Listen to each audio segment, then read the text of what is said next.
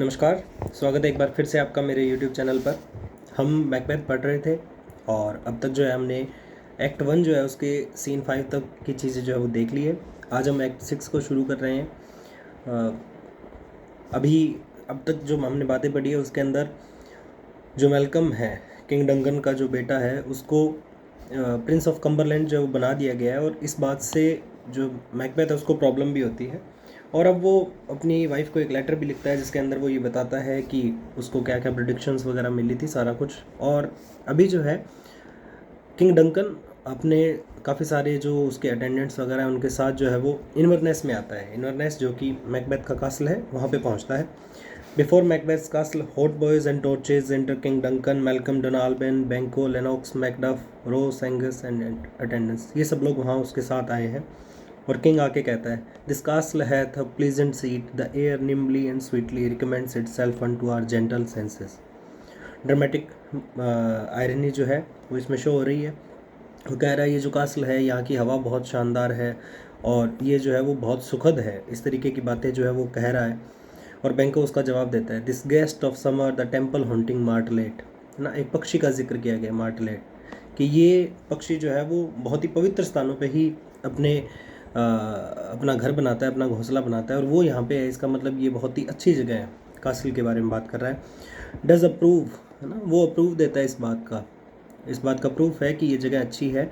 Bye his loved mansionry that the heavens breath smells wooingly here, है ना। ऐसा लग रहा है कि उसने अपना यहाँ घोंसला जो बनाया है, अपना मेंशन जो यहाँ बनाया है, वो इस जगह की पवित्रता जो है उसको शो करता है। No duty frieze buttress nor coign of vantage but this bird hath made his pendent bed and procreant cradle. Cradle जो है वो झूलना होता है, जो पालना होता है। वो बता रहा है कि यहाँ की कोई ऐसी जगह नहीं है, कोई ऐसा पिलर नहीं है, कोई ऐसा स्तंभ नहीं है, कोई ऐसा कोना नहीं है जहाँ पे उसने अपना घोंसला जो वो नहीं बनाया है। यहीं पे वो अपने बच्चे जो है पालता है। इसका मतलब वो यहीं रहता है और ये इसकी पवित्रता को शो करता है, इस कास्ल की। Where they most breed and haunt I have observe the air is delicate, है ना। ये वो जगह है जहाँ पे वो अपने बच्चे जो पैदा करते हैं उनको पालते हैं। और मैं देख सकता हूँ कि हवा जो है वो बहुत ही शानदार है यहाँ पे। ये बैंको ने रिप्लाई दिया।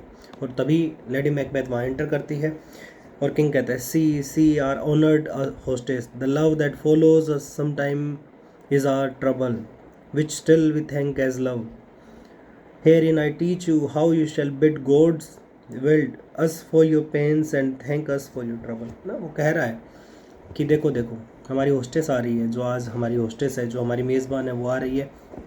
और ये कह रहा है कि कभी कभी जब हम द लव दैट फॉलोज, हम कभी कभी ऐसा लगता है कि हमारे प्रति जो लोग जो प्रेम इतना हमें दे रहे हैं, यानी जब हम आते हैं, हमारी इतनी केयर करते हैं, that is like a trouble to themselves and me also, ना, कि उनको भी तकलीफ होती है और मुझे भी, लेकिन फिर भी ये प्रेम है और प्रेम ज़रूरी है। और आओ, उसको कहता है, मैं तुम्हें बताता हूँ कि इस पेन को जो है, ये जो हमें ट्रबल मिल रहा है, उसके लिए भी हमें भगवान को कैसे धन्यवाद देना है।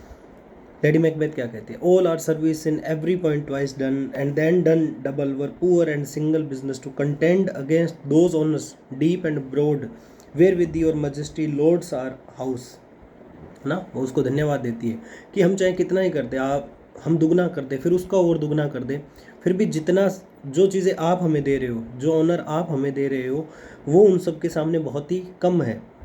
अभी किस चीज़ की बात कर रही है, फॉर दोज ऑफ ओल्ड, है ना, जो पहले आपने हमें सम्मान दिए।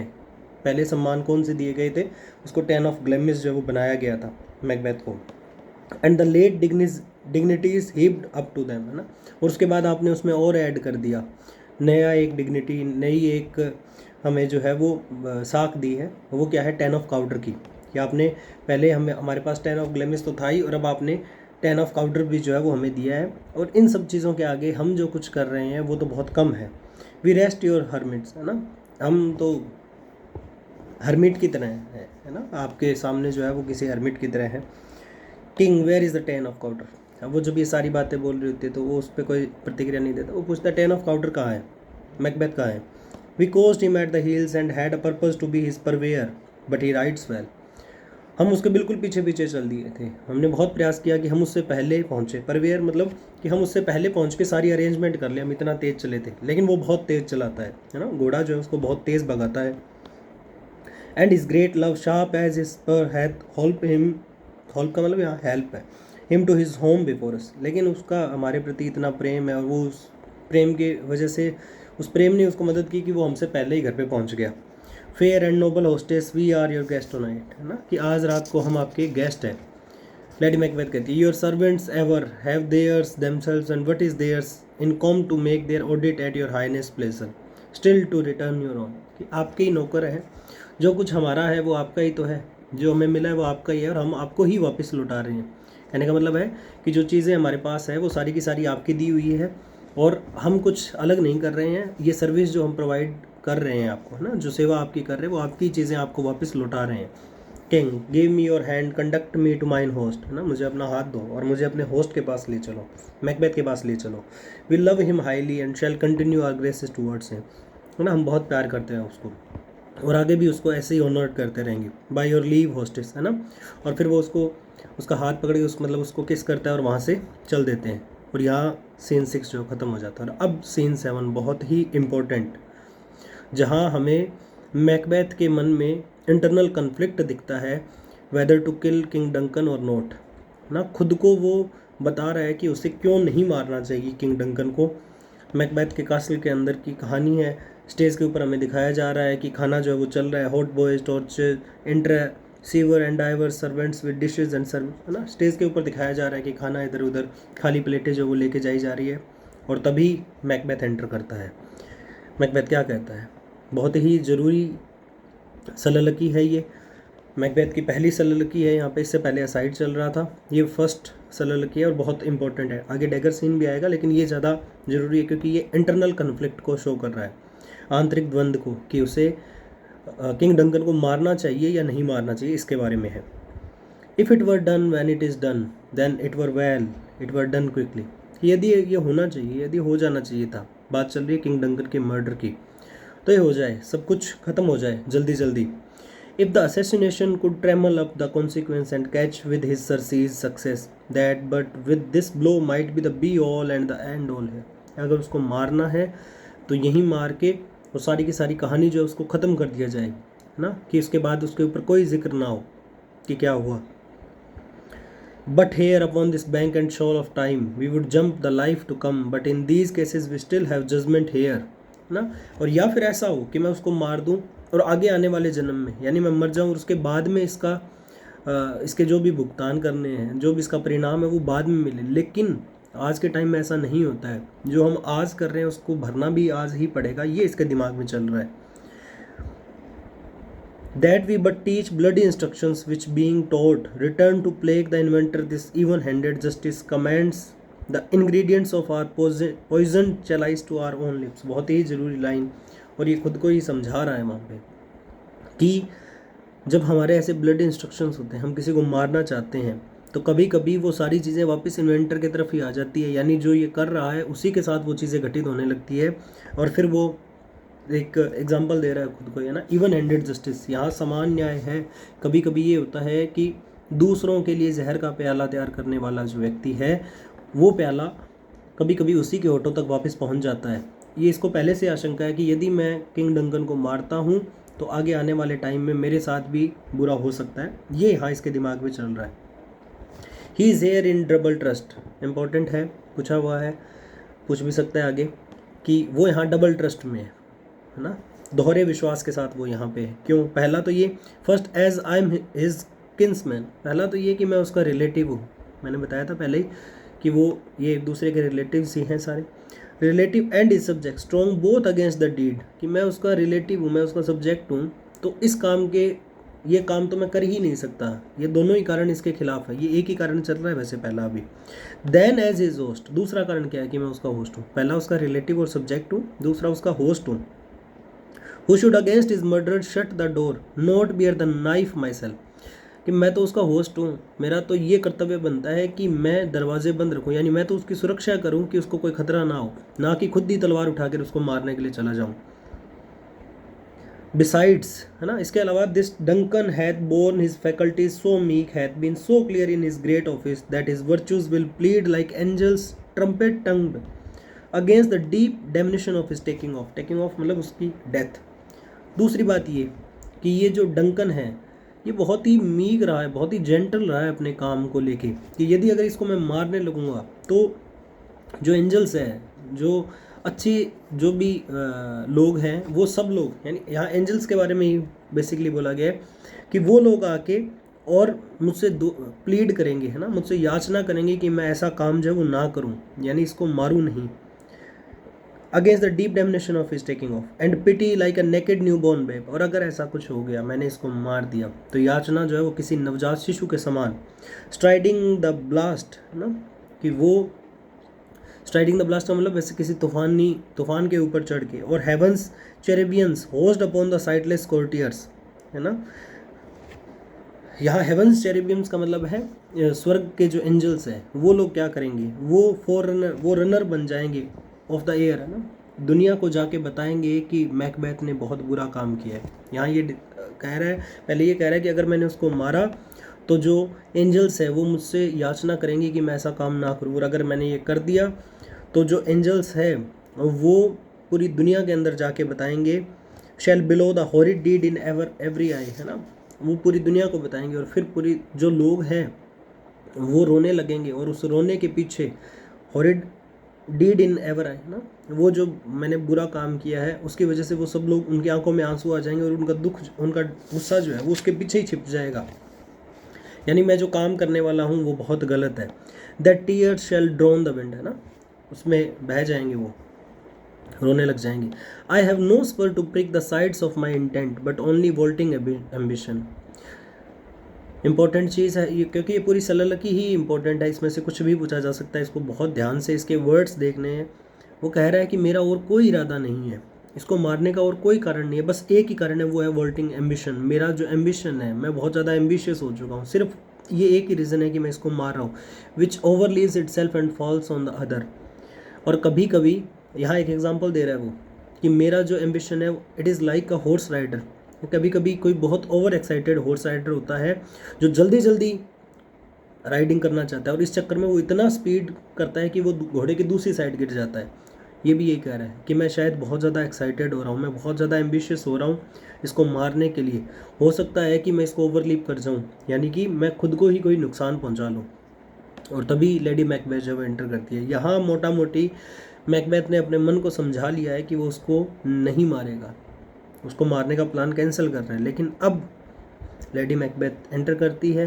लेडी मैकबेथ को हमने 3 विचेस पढ़ा है, 4th विच कहा गया है ना। उन 3 विचेस ने इसके दिमाग में भरा था उस एम्बिशन को लेके कि अगर इसको राजा बनना है तो इसको ऐसी कोई चीज़ करनी पड़ेगी, और जब ये चीज़ इसके मन में कम होने लगी तब 4th विच एंटर करती है, और वो लेडी मैकबेथ है। हालांकि ऐसा जिक्र नहीं है कि वो 4th विच है, लेकिन हम अगर उसको लिटरेरी पॉइंट ऑफ व्यू से देखें तो वो यही चीज़ दिखती है।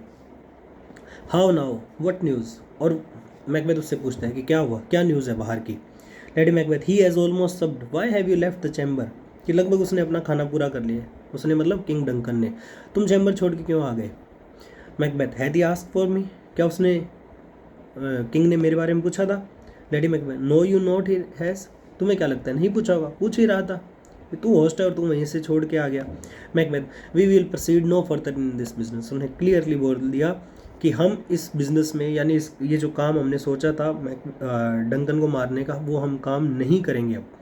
ही hath honoured me of late and I have brought golden opinions from all sorts of people, उसने मुझे अभी, लेट का मतलब है यहाँ बाई चांस आ जाए, कभी सीधी लाइन आ जाए, he hath honoured me of late, what is the meaning of late here, तो क्या है 10 ऑफ काउडर, कि उसने मुझे अभी तो 10 ऑफ काउडर की उपाधि दी है। हर तरफ जो है मेरे वाहवाही के किस्से हैं, मैंने युद्ध जितवाया है। Which would be worn now in their newest gloss not cast aside so ना, कंपैरिजन करता है वो कि ये नए कपड़ों के समान हैं, जो जब तक ग्लोसी है, जब तक उनमें चमक है, तब तक मुझे पहन लेना चाहिए उनको, ना कि उनको असाइड कर दूँ, मतलब मैं साइड कर दूँ। जो मुझे ऑनर मिला है ना, मुझे उसको जीना चाहिए, ना कि मैं उससे परे हट जाऊँ, इस तरीके की बात वो कहता है। Lady Macbeth, was the hope drunk, अब वो उसको टेम्पटेशन दिखा रहा है, वो उसको इन्वोक कर रही है कि उसको ये काम करना चाहिए। Was the hope drunk wherein you dressed yourself, hath it slept since and wakes it now to look so green and pale and at what it did so freely. अब वो कह रही है कि क्या तुम्हारी उम्मीद जो है वो किसी शराबी के समान थी। क्या वो उसका कंपैरिजन कर रही है कि क्या तब सोई हुई थी और अब अचानक से जाग गई, है ना, तुम्हें लगा कि नहीं नहीं ये काम करते हैं, और फिर तुमने, अब जब तुम जागे हो, अब जब तुम्हें होश आया है, तो तुम बहुत ज़्यादा पेल और बहुत ज़्यादा सिकली महसूस कर रहे हो, बहुत ही डरे हुए से तुम दिख रहे हो। From this time such I account the love, और अब मैं तुम्हारा प्रेम देखना चाहती हूँ वास्तव में कि तुम कितना प्रेम करते हो। Art thou afeard to be the same in thine own act and valour as thou art in desire, कि तुम्हारी डिज़ायर तो है कि तुम किंगशिप प्राप्त कर लो, लेकिन उस डिज़ायर को प्राप्त करने के लिए जो एक्शन चाहिए, जो ब्रेवरी चाहिए, वो तुम्हारे अंदर नहीं है। तुम एक कावर्ड हो, वो उसको कावर्ड कह रही है यहाँ पे, कि तुम डरपोक हो, है ना, कि तुम्हारी कहनी और कथनी और करनी में बहुत अंतर है, ये बात वो उसको कह रही है। Wouldst thou have that which thou esteemest the ornament of life and live a coward in thine own esteem, कि तुम पहने रखना ये, है ना, कायरता का गहना हमेशा पहन के रखना पूरे जीवन, कि तुम्हारे पास मौका था और तुमने कुछ किया नहीं।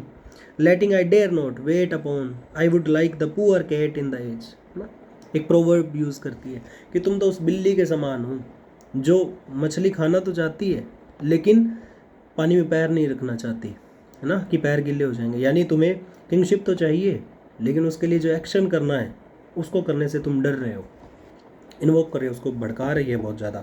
Macbeth, prithee peace I dare do all that may become a man who dares do more is silent, चुप हो जाओ तुम, मैं वो सब कर सकता हूँ जो एक आदमी कर सकता है। I have all the qualities of a man, I am a brave man, और अगर उससे ज़्यादा कोई कर सकता है तो फिर वो मैन है ही नहीं, फिर वो कोई सुपरमैन ही है, ये मान लो ना। यानी कोई भी ऐसा काम जो एक इंसान कर सकता है वो मैं भी कर सकता हूँ, कावर्ड नहीं हूँ मैं। Lady Mac, what beast was it then that made you break this enterprise to me, फिर क्या क्या तुम्हारे दिमाग में आया था जब तुमने ये इंटरप्राइज यानी ये डीड, ये काम कि हम डंकन को मारेंगे, ये बात तुमने मुझे क्यों कही थी। इसका मतलब ये ऑफ स्टेज कोई चीज़ रही होगी जो हमें नहीं दिखाई जाती, ऑफ स्टेज डायलॉग के माध्यम से हमें पता चल रहा है कि ऑफ स्टेज मतलब कहानी के अंदर ये रहा होगा कि उसने उसको कहा होगा मैकबेथ ने कि हम जो है अगर हमें राजा बनना है तो हमें डंकन को मारना पड़ेगा, तो तुमने ये बात मुझे क्यों कही थी। When you durst do it, then you were a man, जब तुम्हारे अंदर ये हिम्मत थी ना करने की, उसको मारने की, तब तुम एक आदमी ज़रूर थे। And to be more than what you were, you would be so much more the man, nor time nor place did than other, and yet you would make both, है ना। They have made themselves, and that their fitness out now does unmake you। अब वो उसको समझा रही है कि तुम तो कह रहे थे हम ये करेंगे, बस इसके लिए परफेक्ट टाइम और प्लेस मिल जाए, और जब ये परफेक्ट टाइम और प्लेस तुम्हारे सामने आया है, अपना घर है यहाँ, वो किंग डंकन आया हुआ है, जब तुम उसको मार सकते हो, डजन मेक यू, उस टाइम तुम डर रहे हो, है ना, जब मौका मिल रहा है तब तुम डर रहे हो, तब तुम पीछे हट रहे हो, तुम्हारा प्रपोज जो है वो इट्स शेकिंग, है ना, तुम हिल गए हो खुद में। आई हैव गिवन सक, और अब ये उसको एक बहुत बहुत ही बड़ी लाइन बोलती है, अंडरलाइन कर लीजिएगा आप इसको। I have given suck and know how tender it is to love the babe that milks me, I would while it was smiling in my face have plugged my nipple from his boneless gums and dashed the brains out had I so sworn as you have done to this.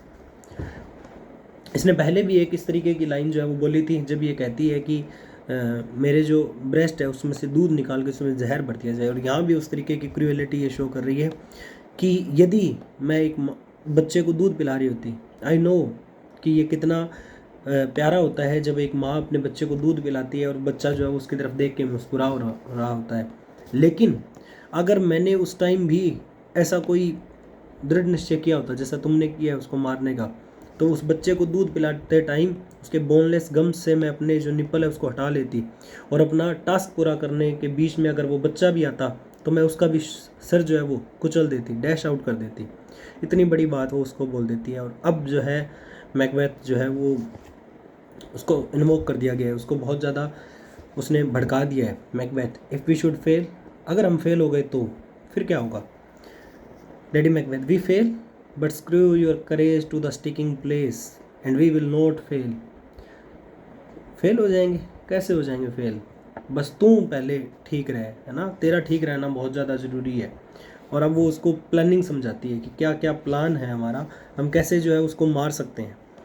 When Duncan is asleep, where though the rather shall his day's hard journey soundly invite him, कि जब Duncan सो जाएगा, जो कि बहुत जल्दी हो जाएगा क्योंकि वो पूरा दिन जर्नी करके आया, वो थका हुआ है, वो सो जाएगा। और उसके बाद his to chamberlains will I with wine and vessel so convinced that memory the water of the brain shall be a fume and the receipt of a reason a limbeck only when in finished sleep their drenched natures lie as in a death what cannot you and I perform upon the unguarded Duncan।